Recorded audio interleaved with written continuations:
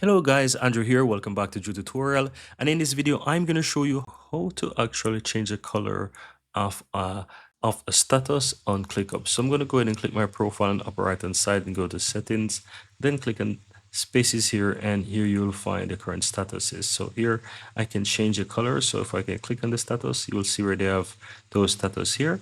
And let's say I want to have the to do in, for example, another color. I can click on it and you will see the colors appear, and I can change that. I can put that into, let's say, blue, right? And once I do that, I click and apply. You can see it's going to basically have the color change there. If I want to change ongoing, I can click on that and I can change that to a different color and click and apply, and that's it. So you can go ahead and you can change the different colors for whatever you want, guys.